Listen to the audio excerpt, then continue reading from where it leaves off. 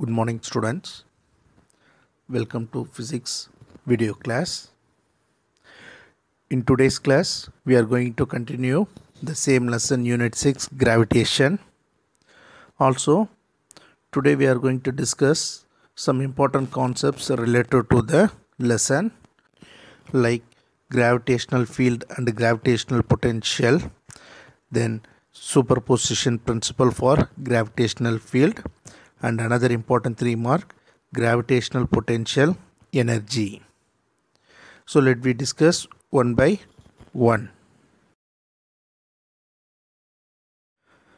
First, we are going to discuss about gravitational field and gravitational potential. What is gravitational field? If you throw an object from the Earth's surface, after it reaches certain height, again it will be reach the ground. So this is known as what? A gravitational force. So what is force? So the force is nothing but the interaction between the two particles. Okay, so the interaction means that is the attraction of the particle between them. Again, this force is classified into two types. One is a contact force and another one is non-contact force. Simply we say the contact force means the force will be attracted physically. Physically means normally the two objects will be attract each other. So the force will be applied to move. Now non-contact force. Non-contact forces are the forces which we cannot see the physical contact between the object. So this type of force is known as non-contact force. Now see this diagram, you can easily understand the difference among the contact force and non-contact force. In the first diagram, explain the contact force, that is the force is applied to object to move, push or pull. The below diagram represents the non-contact force between the sun and the planet. So you all know well, so the planets are revolving around the sun, keeping the centripetal force towards the sun. So this type of forces is known as what? A non-contact force. So this is the best example for the non-contact force. Next we are going to calculate what is the gravitational force between the two particles. Now consider the two masses M1 and M2.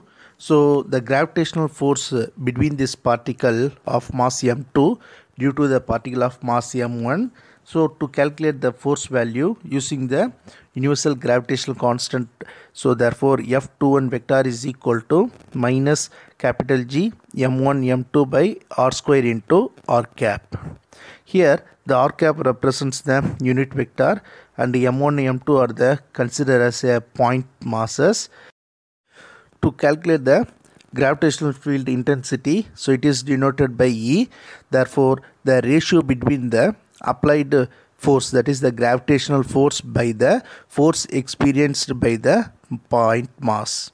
Therefore here the E1 is considered as the gravitational field intensity at the point where the distance r from the mass M1, the object M2 will be placed. So with the help of the mass M1 to M2, so we are going to find the gravitational field intensity. Therefore E1 is equal to F21 vector divided by M2. And since we know the F21 vector value, so substitute here, so we get E1 is equal to minus G M1 M2 by R square into R cap divided by M2, and cancel M2 M2 value, so we get E1 vector equal to minus capital G M1 by R square into R cap. So simply we can say the electric field intensity E vector is equal to minus capital G capital M by R square into R cap. So this equation implies the gravitational field intensity. Students, next we are going to discuss about superposition principle for gravitational field. What is the superposition principle? Superposition principle is nothing but sum of the individual value will be equal to the total value. So here the superposition principle studied in the gravitational field. Therefore the gravitational field is separated to the masses. So therefore we have to find the total value using the superposition principle. Now see this concept. So consider m1, m2 and mn are the masses, and n is the number of particles present in the gravitational field value, and r1, r2 up to rn are the position of the masses. So to calculate the gravitational field at the point P due to the all masses is given by the vector sum of the gravitational field due to the individual masses. Therefore the principle is known as what? Superposition of gravitational field. Therefore what is the formula for finding the superposition principle? Therefore E total vector equal to E1 vector plus E2 vector up to En vector. So here E represents the gravitational field intensity. We know the formula. E is equal to minus G m divided by r square into r cap, and substitute in the E1 E2 value. For example, E1 equal to minus G m1 by r1 square into r1 cap, and E2 equal to minus G m2 divided by r2 square into r2 cap, like that up to nth particle they are calculating the gravitational field and substitute in the superposition formula. So therefore E total vector equal to minus G m1 divided by r1 square into r1 cap minus G m2 divided by r2 square into r2 cap up to minus G mn divided by rn square into rn cap. So we can simplify the right hand side of this equation. So therefore the equation is represented as E total equal to minus summation where I equal to 1 to nth term capital G mi divided by ri square into ri cap. So this is the final equation of representing the superposition principle for gravitational field. Students, next we are going to discuss about gravitational potential energy.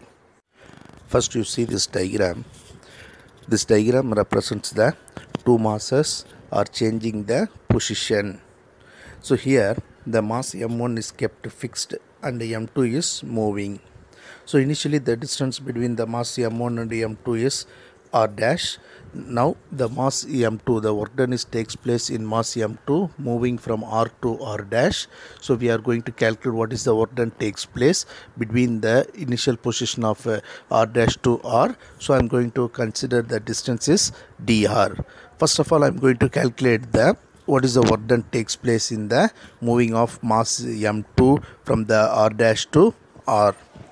Consider m1 and m2 are the two masses, and r dash is the initial distance between the two masses, that is the separated distance, and dr is the infinitesimally small displacement from the r dash to r distance is calculated as dr. So first we are going to find the work done takes place. Therefore we know the formula for the small displacement, dw equal to force into displacement, isn't it? So therefore f vector equal to dr. This is equation number 1. And since we know the gravitational formula, so Fg is equal to minus G m1 m2 by r square. This is equation number 2. And since we know the modulus of external force equal to modulus of gravitational force, because both are equal, so keeping the force in the gravitation in modulus, so we get the positive value. Therefore the modulus of gravitational force equal to capital G m1 m2 by r square. This is equation number 3. Now substitute the equation 3 in equation 1. So we get dw equal to capital G m1 m2 by r square into r cap into dr. Also we know since the dr vector is written as what? Dr into r cap, and substitute in this above equation. So we get dw equal to G into m1 m2 divided by r square into r cap into dr into r cap. Also we know the value of what? Unit vector. So if you dot any two unit vector we get the value of 1. So therefore r cap into r cap equal to 1, and the substitute in the above equation, so we get dw equal to g into m1 m2 by r square into dr. So this is equation number 5. This equation 5 represents the what is the small work done takes place of mass m2 moving from r dash to r. Next I am going to calculate what is the total work done takes place by the particle. So I am going to integrate the value of equation number 5. Therefore w is equal to integration of r dash to r into dw. Now substitute the equation 5 here in right hand side of this equation. So we get w is equal to integration of r dash to r g m1 m2 by r square into dr. Now students, taking the constant term outside here, so we get w is equal to g m1 m2 integration over r dash to r dr by r square. Now see this integration rule. So we know the formula xn dx equal to xn plus 1 divided by n plus 1. So here the r square in the denominator will move to the numerator and become minus 2. Therefore integration of r minus 2 into dr equal to r minus 2 plus 1 divided by minus 2 plus 1, and simplifying the powers we get r minus 1 divided by minus 1, which will be equal to minus 1 by r plus constant, that is integrational constant. So substitute this value, so we get g m1 m2 into 1 minus 1 by r after integrating the value, and what is the power value r to r dash. Now substitute the upper limit minus lower limit value. Therefore g m1 m2 into minus 1 by r minus of minus 1 by r dash. So minus into minus become plus, we get g m1 m2 into minus r 1 by r plus 1 by r dash. Now we multiply the g m1 m2 value inside the bracket, so we get minus g m1 m2 by r plus g m1 m2 by r dash. Since we know the gravitational potential energy ur is equal to minus g m1 m2 by r, so substitute in the above equation, so we get work done is equal to ur minus ur dash. So using this final equation we are having the special cases, so you please go through in your textbook. Now coming to the conclusion, so in this session we discussed about the gravitational field and gravitational field intensity, then superposition of a gravitational field, and last one is elastic potential energy. I hope you all understand clearly. See you on the next class. Thank you.